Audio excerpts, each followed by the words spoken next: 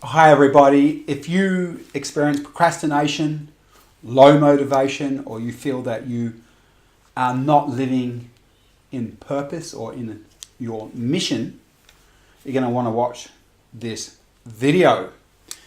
And what I'm about to share with you comes from over 20 years working really closely with investors and business owners and helping them through periods of low motivation or through periods where they have no ability to connect to their purpose. First up, let's just quickly talk about the advantages of being motivated and having feeling like you have a very purpose-filled life. Typically you'll have high energy because you are motivated by inspiration and enthusiasm, and the things that you are creating are truly inspiring to you. So you tend to be fulfilled, you tend to be happier than a normal person. People will tend to be attracted to you because aren't you attracted to people that are in their purpose? Your relationships will tend to be better because you'll have less resentfulness because you feel like you are living a meaningful life. And when you aren't in purpose or you don't feel motivated, you usually feel resentful about the life that you are living. And one of the biggest byproducts of living in purpose or feeling motivated, and both those things go hand in hand, is you really feel like you are living the life that you are here to live, because we're all completely different individuals with different interests. So typically people will come to us saying I'm procrastinating, or I just have lost my zing. Business is just starting to really make me feel overwhelmed. And I've just lost my mojo for it. And we always start in the same place. We want to understand the client. So first of all, we can imagine, well, that's not going to work. Green's not going to be fantastic in this light. So this is a human being, or my symbolism of a human being. And this here is above the line, meaning it's what the person's conscious of, and this is what they're unconscious of under the line. So in the same way as you've got a heart beating right now, and if you didn't learn that you had a heart in school, you wouldn't know it. You might feel it beating, but you wouldn't know what it was. It would just be an unconscious process. You have all sorts of belief systems and primal drives and parts of your personality that sit on the unconscious level. They're controlling your behaviour, but you don't know anything about those parts that exist on the unconscious level. So the first thing we want to know when we're working with a client, helping them to find their purpose, get motivated in a mission, is we want to connect with the sub-personalities that hold their juice or their mojo. And I'll use myself as an example here. So as a young person, no one needs to tell me that I love surfing, that I love being in the water, that I love sailing boats. Something in me. I was born with something in me that naturally gravitated to that. My brother, completely different human being to me, he was born with a desire to play music, specifically the guitar. So these were intrinsic to us, these drives. And so I started surfing, spent a lot of time in the water, skin diving, swimming, sailing boats. I just love being in the water. And that's because I have a part of me, we'll just call it the adventurer.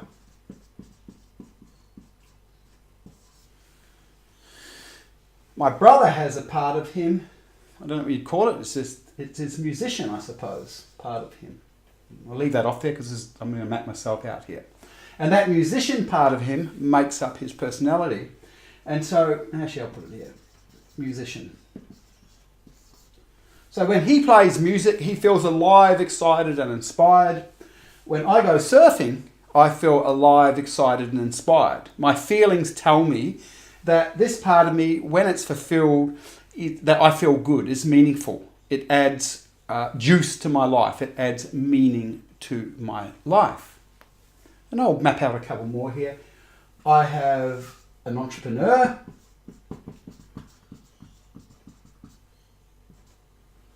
And the entrepreneur is a part of me that loves coming up with ideas. It loves seeing opportunities, and it loves creating business. It just loves that creative process. And I'll bring in one other part. I'll call it my lover connector. My lover connector is the part of me that just really enjoys being with my wife and with my children and their friends. Just loves being social and gets lots of fulfillment with being in good quality relationships with my family and good friends.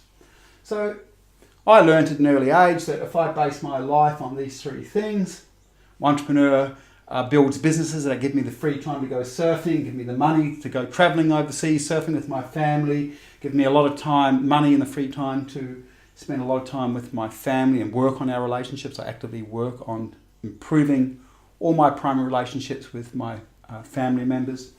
That I, as an individual, will feel fulfilled.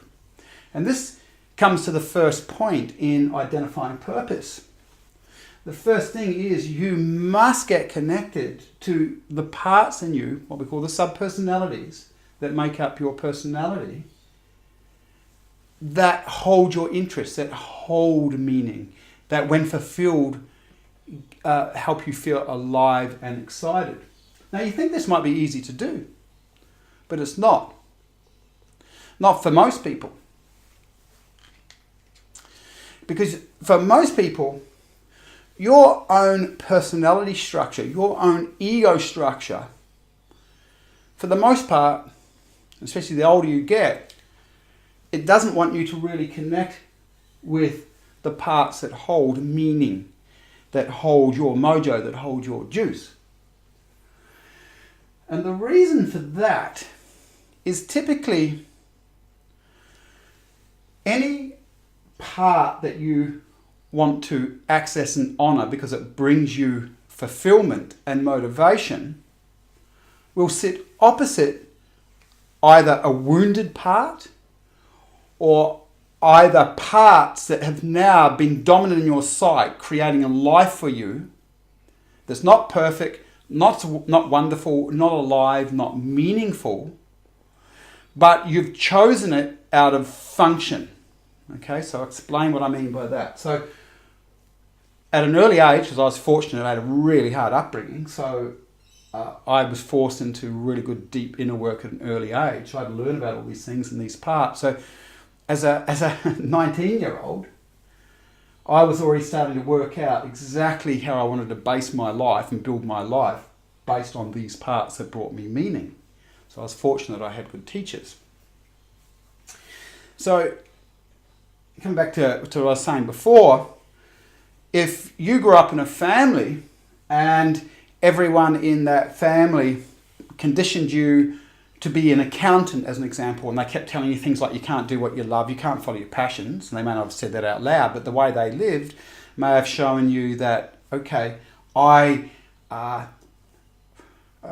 to survive and do well in this world, I must forget the childish things that I'm interested in, and I must get a good job, and my parents and the people around me reckon that it's going to be really good if I'm an accountant. So at an early age, even without you knowing it, you may have been conditioned by the people you're around to divorce yourself and your awareness from these parts because you were told it wouldn't help you survive, and so you take a role or a job on based on what your parents and your immediate family told you would help you survive. So you would have spent an entire life building a life around something that's a lie, something that's not right for you from the perspective of motivation, joy, and enjoyment. And as a result of that, you've probably got friends who also support you in that form of thinking. Therefore, you don't want to really own these things because it's going to push you up against the part of you that had helped you make a whole bunch of primary life choices. Okay, so we could say that, call that the status quo part. Okay. Another element with this is opposite all these parts. So every time I owned my entrepreneur, my adventurer, and my lover connect, now if I really honour that I'm going to base my goals and my life on these parts, I'm going to meet the parts that are wounded, and I'm going to meet the parts that hold beliefs that say I can't, the parts that have self-doubt. Let me show you. So to own, as an example, the entrepreneur part of me, I went, well, I love creating ideas. I see business opportunities. I want to be the boss of my own life, so I've got the money and the free time to go surfing and to be with my family. The moment I own that and I start to set goals with my entrepreneur, I'm going to meet self-doubt.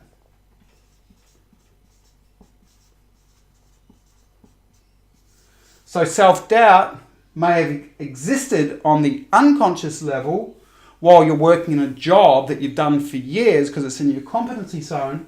But the moment you own a part of you that's got a big goal that will bring you meaning, the self-doubt will start to rise out of the unconscious.